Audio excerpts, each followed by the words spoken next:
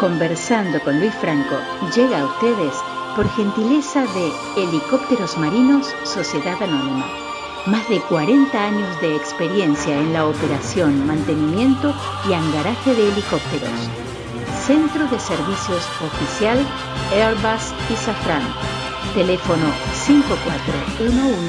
5441-4741-6333. info@helicópterosmarinos.com www.helicópterosmarinos.com.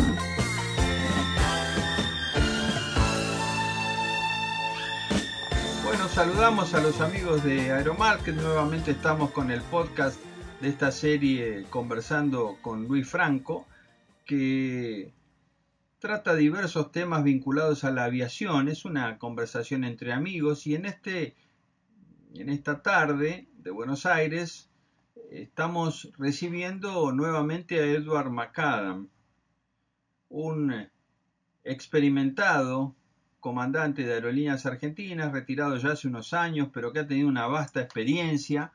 Tal vez alguno de los oyentes recuerde la entrevista que le hiciéramos para hablar del 747, un avión que voló mucho, y también, remontándonos un poco más en el tiempo, cuando hablamos sobre el Comet 4. ¿Cómo le va, comandante? Qué gusto tenerlo de nuevo. Hola, muy bien, gracias. ¿Cómo está, Luis? Un gusto verlo. Muy bien, muy bien.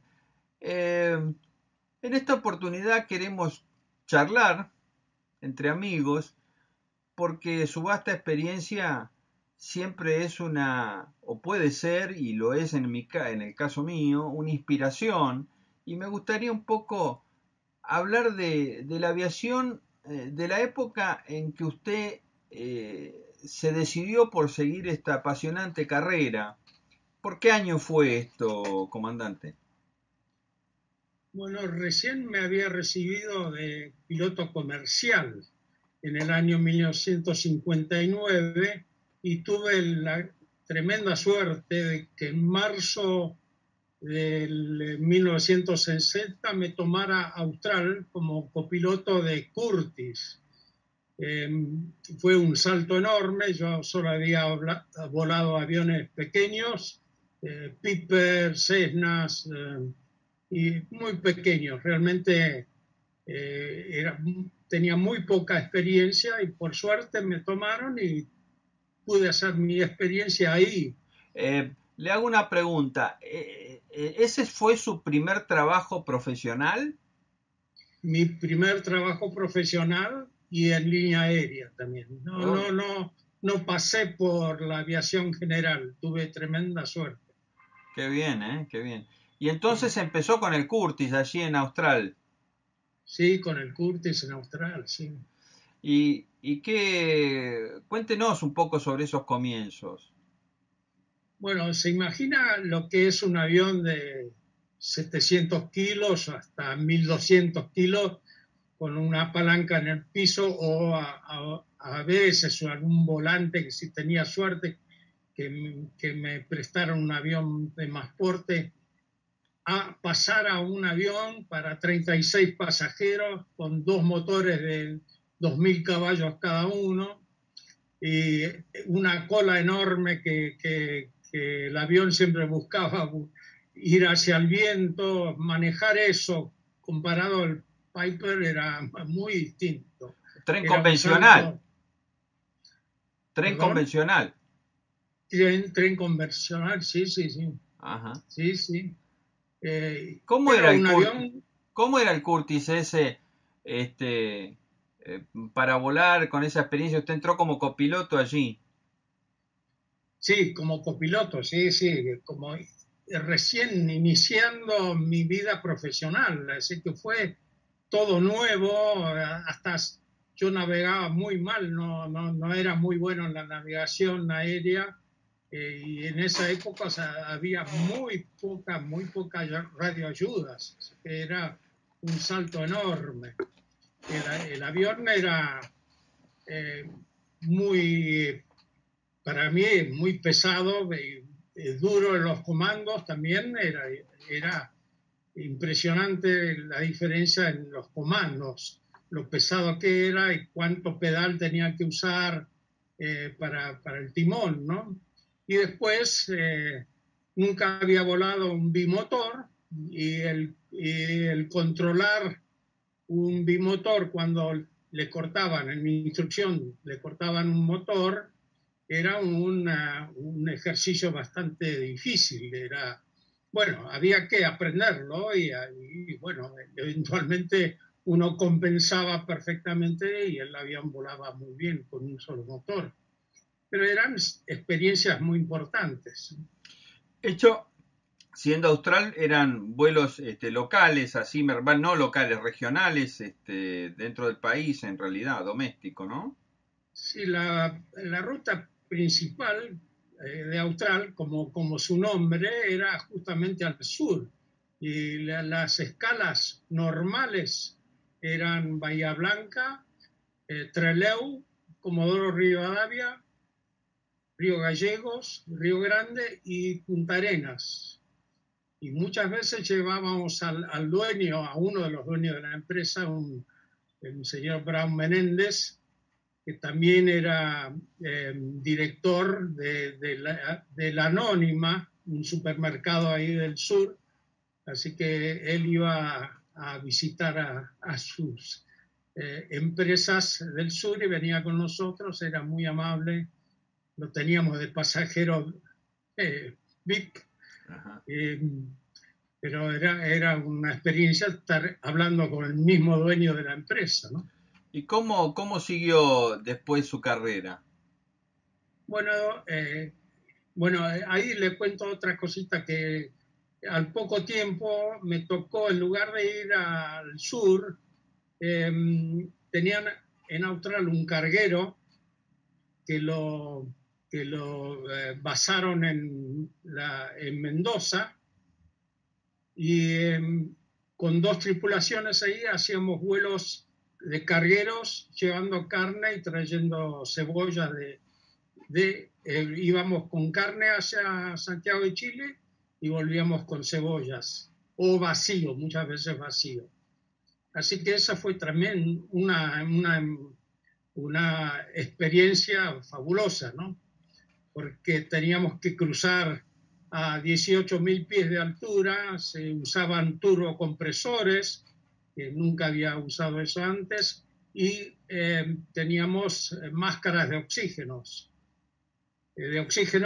para cada tripulante tenía su máscara, ¿no? Claro, el avión no era presurizado y era turbocharged, es decir, tenía Exactamente. sobrealimentación, digamos.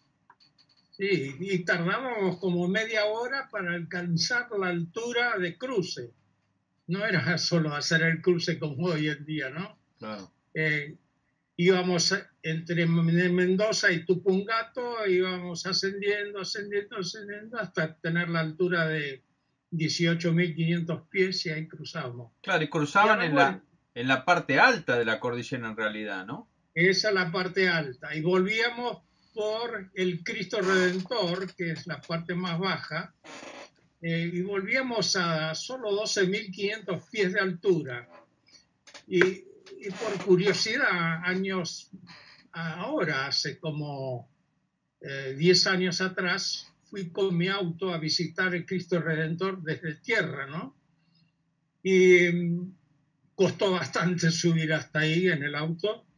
Y la altura del Cristo Redentor, donde uno puede bajar, hay mucha gente que va de visita, de turismo, tiene 14.000 y pico de pies de altura. Quiere decir que nosotros pasábamos como 2.000 pies abajo de donde estaba con el auto y no podía creer que en esa época íbamos por ahí, dentro del valle, eh, por debajo por el valle entre las montañas, ¿no? Siempre ahí, la línea siempre era la parte carguera de Austral también, ¿no es cierto? Sí, era un avión carguero que tenían y lo dejaron específicamente para hacer esos traslados. Un Curtis también. Un Curtis igual. Después le pusieron los asientos y seguía como avión de línea.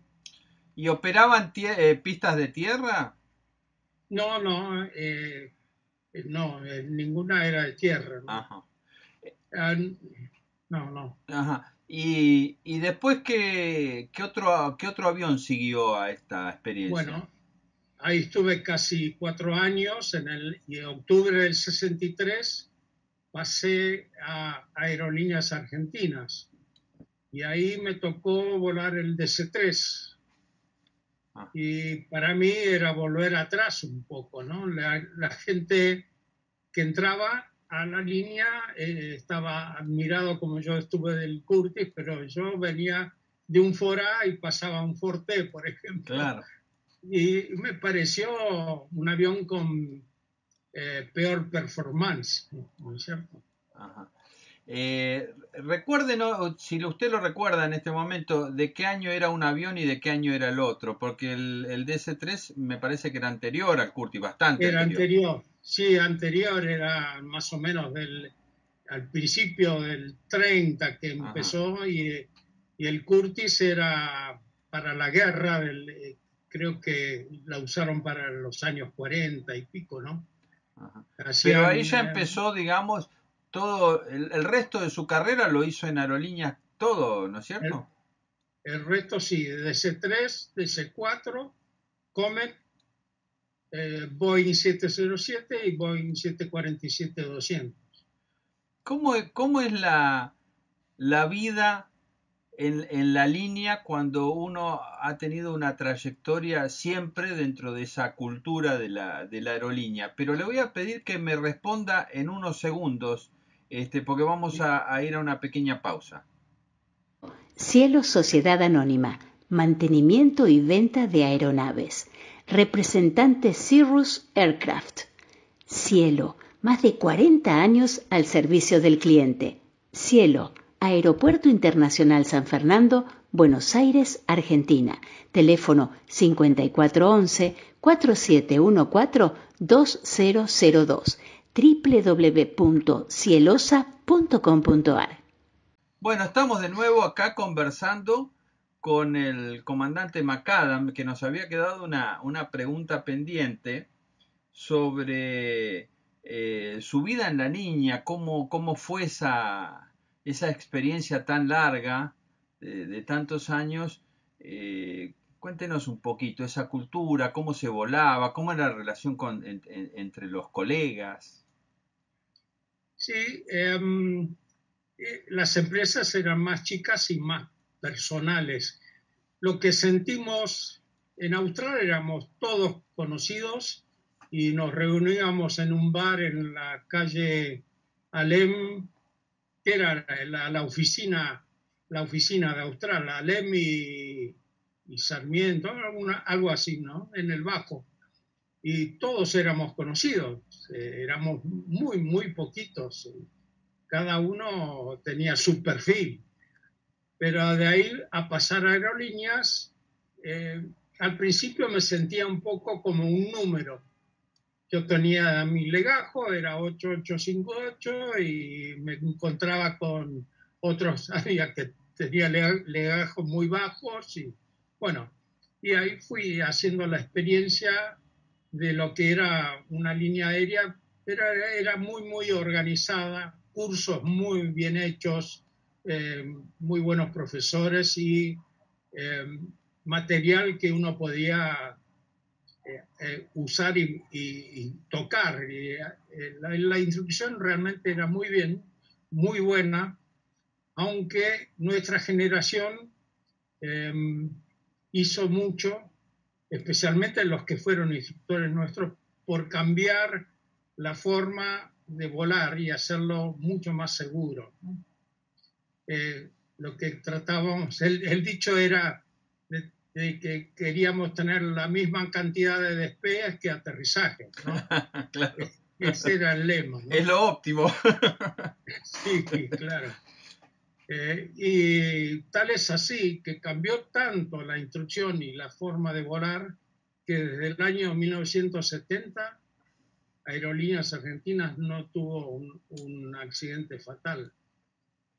Así que es un récord realmente de líneas aéreas, es óptimo.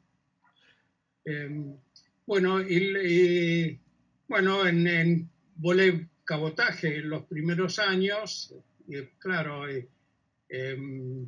las experiencias que teníamos postas cortitas, pero éramos un grupito muy amigos, los del DC3 y DC4, porque también enseguida pasé al DC4 y éramos dos pilotos, un radiooperador, porque se usaba piripipi, o sea, telegrafía en esa época, y dos tripulantes de cabina. Ajá. Así que éramos una familia muy pequeña y íbamos y nos quedamos en Comodoro Rivadavia o en Río Gallegos, que son lugares que no hay mucho para hacer, pero siempre fuimos conociendo a los alrededores y bueno, cosas lindas. Hasta después que nos tocó postas mucho más largas en internacional. Y después del DC4, ¿qué avión vino en la carrera? Vino el Comet, ahí fue el gran cambio de Salto. pistón a jet, ¿no? Bueno, ahí le vamos a recomendar a los amigos que escuchen la anterior entrevista en la que hablamos exclusivamente del Comet 4. Y pasando del Comet 4, ¿a qué otro avión fue? Al Boeing 707, que fue Otro.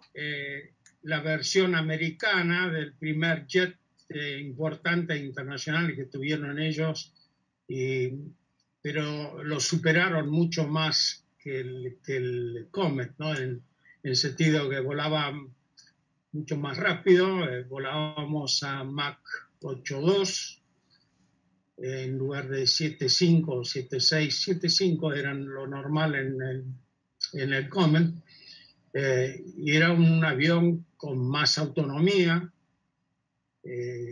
casi siempre podíamos llegar sin escalas a Madrid, aunque era más ajustado que el Jumbo, ¿no?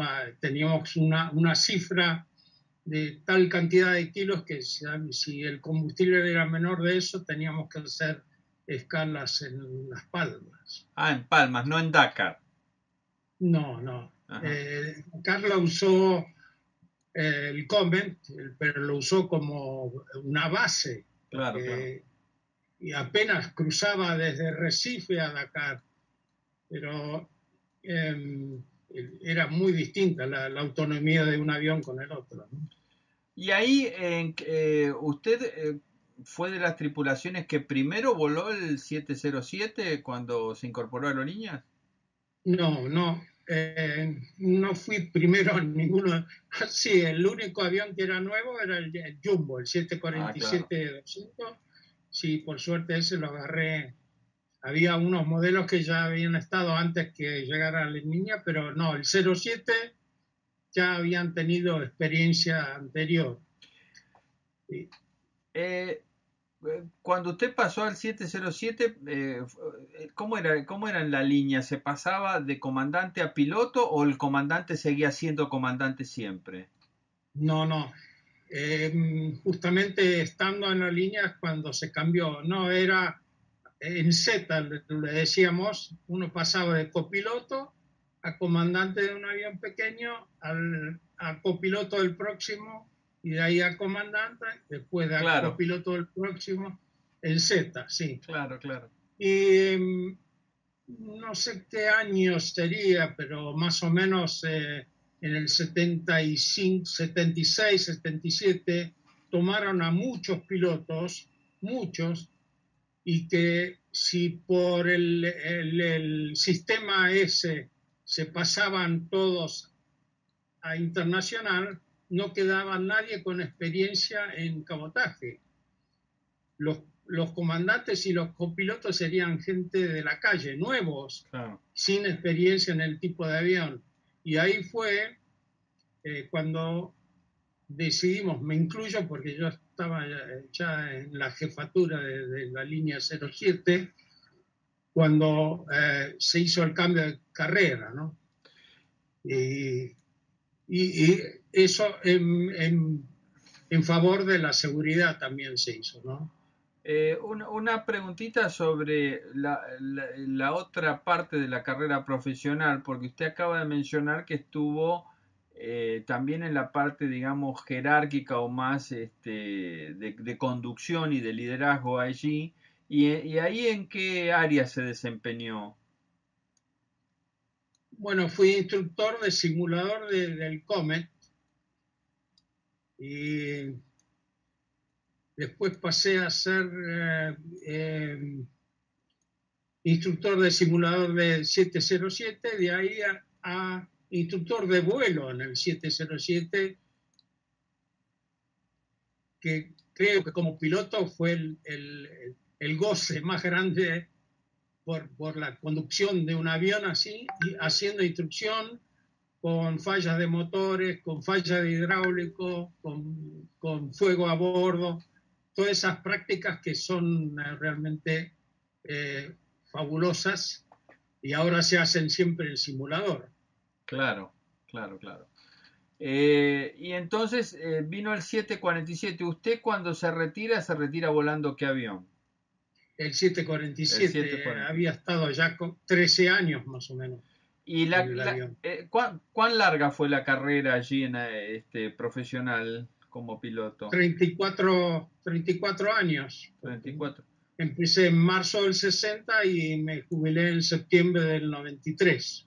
Claro, una larga carrera. Hay de todas estas gamas de aviones sobre las que estuvimos hablando, conversando, eh, ¿qué avión es el que más lo sedujo profesionalmente? ¿Lo consideró usted como que había consumado, por decirlo de alguna manera, todas sus sueños aeronáuticos, sus objetivos? Hay un Para avión mí, que... para mí el Boeing 747-200 fue lo más maravilloso que tuve el gran privilegio de volar, ¿no? Fue un avión que satisfacía por, por, eh, por su potencia, por su facilidad de control. Eh, Tenía tantas ventajas. Además, fue uno de los... empezaba a hacerse más automático el vuelo con ese, entonces fue también una introducción a lo que sería un vuelo casi automático como es hoy en día, ¿no? Claro, por el sistema Omega. Bueno, ya sobre el 747 también le tenemos que recomendar a quien escucha esta entrevista que escuche la anterior, que son dos, repetimos, del Comet y otra del Jumbo. ¿Qué, qué anécdota, o en este caso le voy a pedir una, pero lo comprometo desde ahora a recordar otras en el futuro? ¿Qué anécdota la tiene como muy fresca, muy interesante para la audiencia de esta carrera? Supongo que debe tener muchas, pero ¿cuál resaltaría en este momento? No, uno piensa, ¿no es cierto?, que en tantos años volando un avión tendría que haber tenido experiencias, qué sé yo, de momentos difíciles y realmente parece mentira que lo bien que funcionan y lo preparado que uno está para hacer todo lo que puede acontecer. Una cosa que no me gustó nada, que realmente, no sé si ya he conversado esto, pero entrando en Bogotá, que uno, Bogotá, el Dorado, el aeropuerto del Dorado está más o menos a 8.300 y algo pies de elevación, y la entrada eh, es cruzando una pequeña como cordón o cordillerita que está justo a, el BOR, lo cruzábamos, el BOR estaba sobre esa cordillera, lo cruzábamos a unos 12.000 pies, entonces teníamos que descender como en una inicial por derecha para la pista 31, sí, creo que era, ¿no? Entonces, ahí una vez crucé el bord a 12.000 y empecé a bajar para, digamos, 9.500, 9.800 pies, eh, para hacer la básica por derecha, y se me metió un avión en mi trayectoria delante mío, en un Electra. Me acuerdo bien que era amarillo y una Electra, ¿Lo vio los cuatro cerquita? motores. ¿Perdón? ¿Lo vio cerquita? Muy cerca y tratando de evitarlo, y como no podía una trayectoria con facilidad. Cuánto patina el avión en el aire, ¿no? Por más que uno gire los comandos, cruce los pedales, lo que quiera, el avión sigue yendo hacia el otro, ¿no? Claro, claro. Ese fue un momento que no me gustó nada, que tuve que hacer una queja al personal aeronáutico que había metido el tráfico en una condición muy peligrosa. Fue un error de control, digamos, una doble autorización. Así es, sí, sí, sí. Ajá. Eh, Eh, y es y un eso fue aeropuerto complejo el de Bogotá. sí, era el más alto de uso más regular, porque en el 707 habíamos volado a La Paz, y Ajá, ese fue claro. el aeropuerto de más elevación, era 13.300 pies. Y, Ese era, y terminando esta parte de la entrevista que la vamos a continuar y muy próximamente con otros temas, eh, de los aeropuertos que deben haber sido muchos en los que operó en el mundo, ¿qué aeropuerto le despertaba a usted siempre una alegría cuando tenía que hacer esa ruta con ese destino? a mí, el aeropuerto favorito, que después lo usé siempre para dar instrucción, fue el de Kennedy en Nueva York. Ajá. Son dos pistas Sí, paralelas, en un sentido y dos en otro sentido, y tienen todas las facilidades que uno puede usar para entrar, ¿no es cierto? Tiene ILS en casi todas las pistas, en todas las pistas, tiene una entrada que es con rabbits, o sea, con luces de aproximación, tiene todo tipo de facilidades. distintas condiciones. Sí, fantástica. Es realmente un aeropuerto que daba gusto trabajar ahí. Y a la vez complejo porque un movimiento tremendo.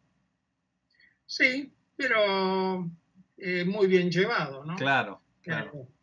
en Y Estados Unidos, si uno cumple con las instrucciones, y es muy cómodo. Eh, en Europa, especialmente en Inglaterra y en Alemania, hay una tranquilidad muy grande porque por su forma de dar las instrucciones nunca se nota que están apurados. Los americanos sí se nota que están como nerviosos y que vaya para acá, venga para acá, ¿no? Y el inglés no, el inglés siempre tranquilo. con la Y hay un flema, montón de aviones. con la flema inglesa. Sí, tal cual. Buenos controladores también hay en España, muy bien. Eh, Me acuerdo que los de Iberia le decían, buen trabajo, gracias. Sí, Simpático.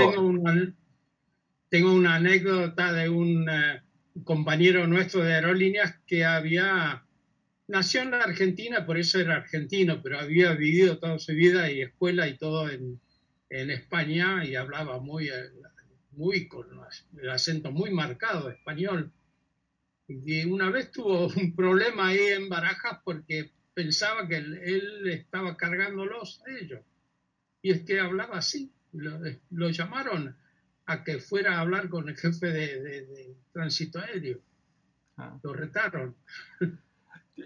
Volviendo a Nueva York y ya terminando, Yo deduzco que en aquel momento debe haber sido el aeropuerto más importante, más grande, importante en cuanto a actividad del mundo, ¿no es cierto? En esa época que usted está señalando.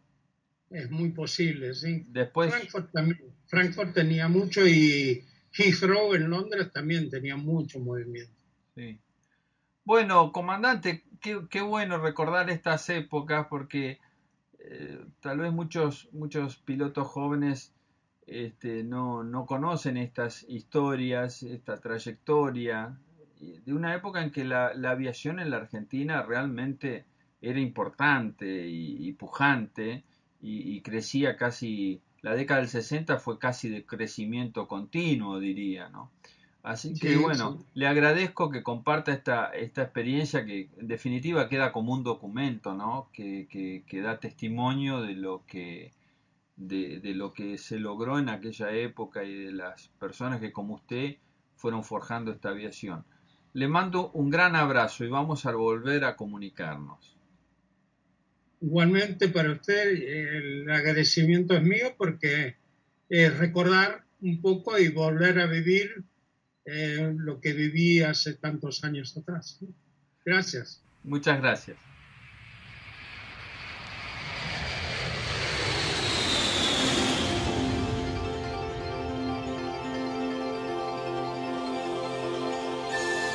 Auspició Conversando con Luis Franco, Hangar 1, representante Honda Jet, Piper y Helicópteros Robinson.